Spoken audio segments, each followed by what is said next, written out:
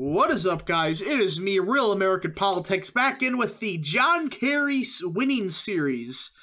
This is just a pain because, you know, John Kerry, him winning? Funny. Anyway, so, welcome back to the series. If you enjoy these type of videos, smash the like button down below, subscribe, share with your friends, hit the little bell, and yes, follow me on my Getter. Go follow me there. We got censored hard on Twitter, but that's whatever. We're fighting against Twitter. They're never going to censor me. And yes. So, this is part 2 of the series. And we're going to be taking a look of John Kerry's presidency from 2004 to, like, 2007-ish. Before the election and before a certain event happens in 2008. So, John Kerry won in this timeline by such a small margin. He would have won by like a couple thousand votes in Ohio. That's how he's the president of the United States. And, well, here's the thing about John Kerry. When you look at the legislation that got passed by Bush in his second term, I don't think much would change. In fact, this may be a watered-down, worse version of Bush's second term. I know this may sound crazy, but Kerry winning was ironically the worst thing for the short-term future of America, but long-term is the best thing for America. We will get to that in like a video or two, but for now, short-term, this somehow gets worse for us. Somehow, Kerry beating Bush would have made things significantly worse. Now, there is a couple of reasons why. Before we get to the certain law that people don't talk about but may have a big impact of 2008, let's look at Kerry's 04 platform. Now, essentially, here's what's going to happen. Iraq would have been a bigger disaster in this timeline than our timeline. Somehow, Kerry was more incoherent than Bush was with Iraq. We have no clue what he's going to do, and based on his past record, his incompetence may make Iraq worse. I mean, I don't like Bush, but you're going to make Bush look intelligent. That's not that good. I mean, Kerry would have just gotten freaking slapped in Iraq. I mean, in this timeline, if you didn't watch the original video, essentially McCain, or I not say McCain. Why did I say McCain? Oh yeah, I read this here. Anyways, so what would happen is this. Iraq would have been a disaster for Bush. Like, let's say Saddam Hussein didn't get captured, or something like that. That's why Bush would have lost.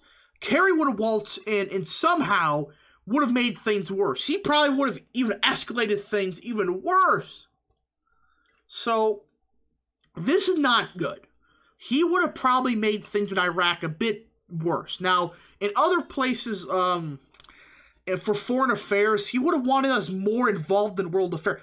He was worse than Bush on this. Bush just stunk against, like, on foreign affairs against, like, Iraq. But with Kerry, he wanted to do more than this. So he wanted to get us involved in nearly every single thing. While Bush, he sucks. Again, I'm not defending the guy. Bush got us involved in some minor stuff outside of Iraq, but nothing compared to what Kerry would have wanted. I mean, you read this, Kerry wanted us involved in a lot more stuff. He would have gotten us more involved in garbage. Now, outside of that, the only thing that could have probably changed, that would have been a policy of probably Kerry, would have probably been something like healthcare. He probably would have got a watered-down Obamacare 0.5 version, like the alpha version of Obamacare. That's probably what would have gotten, like, some tax credits. That's would have been his main policy change from Bush. And some of these policies that Bush did pass, Kerry would have passed most of these. Some of these, they would have got passed either way. Like the Pension Protection Act probably would have got probably the same thing, just a little bit different, like slightly different wording. So, stuff like that, that would have probably stayed the same. So, if you look into it, most of the stuff is just Bush 2.0. But there's some bad parts of this. And there's one particular bill that, with Kerry, things probably would have got a hell of a lot worse. the Bankruptcy Reform Act. This single act may be the single worst act that Bush did in his second term, all right? His first term, that would have been No Child Left Behind. That was a complete failure. But this act here may have caused most of the struggles of a certain 2008 crisis. Now, Kerry voted against this bill, but you look who voted against it also. Something tells me that it was because it was because it didn't go far enough. You look who voted against it. You know, all the Massachusetts senators, New York senators, Connecticut, all the most Democrat senators, most left-leaning senators voted against this bill. I wonder why. It's as if they wanted to go farther than this. Now again, this bill was a disaster. It made bankruptcy a shit show, and it caused a lot of issues. 2008, we're going to get to you eventually. But again, this bill could have been potentially worse under Kerry. Now again, I looked it up. I couldn't find the exact reason. But based on some of the wording that some other plebs say, they may have made this worse with a Kerry presidency. And reminder, the Republicans at the time had less of a spine than they do with McConnell as leader. It's bad. It is bad. But Republicans at the time would have voted for this probably. Either way, I mean, Chuck Grassley, Godspeed to him, but he was the one that proposed this bill. That's a big L from Chuck Grassley. Now, outside of that, there's one big elephant in the room. Ironic. Supreme Court. So we do know there were one death and one resign. Or were there two deaths? No, just one death in the Supreme Court. And the person that died can never think of his name. Can never pronounce his name correctly.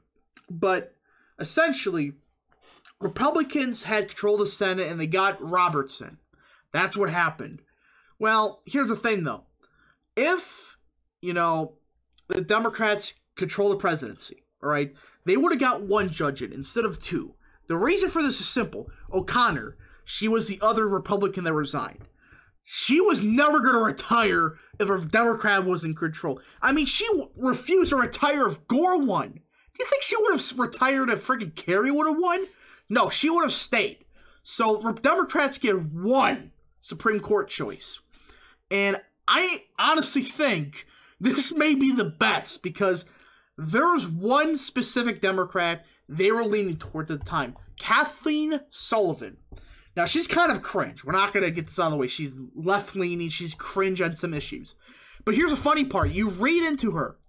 She would have been the Democrats' version of Roberts. She would have screwed over the Democrats hard in SCOTUS. So that's why I'm saying she would have most likely been the nominee. She was actually the favorite if Kerry would have won, if they actually got Supreme Court pick. So Kathleen Sullivan would have most likely been, his nominee. And you read into her, she's cringe on some things, but you read into it's like she's actually, kind of Republican in some instances. So this would have been actually the best because we would have never had Roberts. We would have had like a center-leaning, moderate, I shouldn't say moderate, more of the screw you, everybody, Democrat in Kathleen Sullivan. Now, outside of that, not much changes. Not much changes in between 2004 and 2007. I mean, yeah, the bills, they may have different wording, may have different funding, all that garbage, but the basics basically stay the same. There's not much that changes. Now, there's some vetoes that probably would have, not happened, like the stem cell research stuff. Outside of that, not much would have changed. Now, here's the thing, though. Either way, 2006 would have been a red wave here. It would have been the Democrats' version of 2006. What happened to the Republicans, semi-red wave here. And this would have been how the House would have looked. The Republicans would have gained a modest, 24 to 25 House seats, give or take a couple. Now, you notice, Deep South, very Democrat. Remember, this was when the Blue Dogs were serious, not the garbage of LARP. Oh, I'm a Blue Dog Dem that supports late-term abortion, Blue Dog. But essentially, Republicans, they would have gained a lot across the board. Well, not a lot, just 24 seats scattered across America, but mostly concentrated in where there were a lot of blue dogs, especially in the South. Now, again, these were the Democrats who did lose were mostly the quote-unquote blue dogs who were just conservative on economic issues, but social issues they were far left on. So those would have been the Democrats that would have lost the most. But outside of that, 2006 would have given a rise to a certain faction that rose in 2010, the Tea Party. Now, at the time in 2006, the Tea Party wouldn't have been, as big as it is now, or 2010. It would have still been a solid-sized movement, but it would have really picked up in 2008. But for now, they would have got some Tea Party Republicans in 2006 instead of 2010. So that's kind of a good thing. So Republicans get a Tea Party, more populist movement earlier in this timeline, while Democrats, they're in a bit of a pickle. Now for the Senate, this is a weird one. I know, prepare yourselves for this. I know this looks cursed. I know Pennsylvania flipping, but at the same time New Jersey flipping. I know that's cursed. But hear me out. Pennsylvania was going to go flip either way. Rick Santorum, he was getting crushed even before 2005. So he would have lost either way. But in New Jersey, ironically enough, Republicans were leading this race for a good chunk of the year, but then reality started to hit them in the face. So if it was John Kerry as a president, it's not crazy to say Republicans would actually flip this seat. So Republicans kind of a wash. They did net lose a single Senate race. They would have lost Vermont, which that's not a surprise. But outside of that, Republicans still have a solid majority in the Senate. So the question is this. What would happen in 2007? Nothing. Nothing would get done in 2007 and a chunk of 2008. But the only relevant thing that would have happened in 2007 and 2008 is this. John Edwards scandal.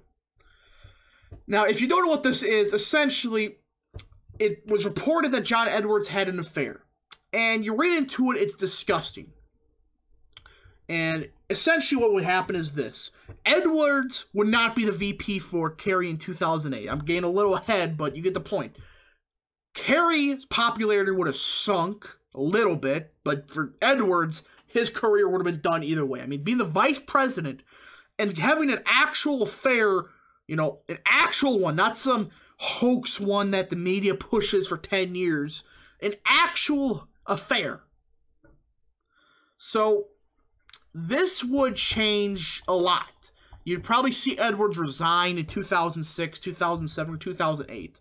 I mean, this was a bad scandal when this happened. So either way, Edwards would have resigned. Kerry's popularity would have sunk a little bit in some states.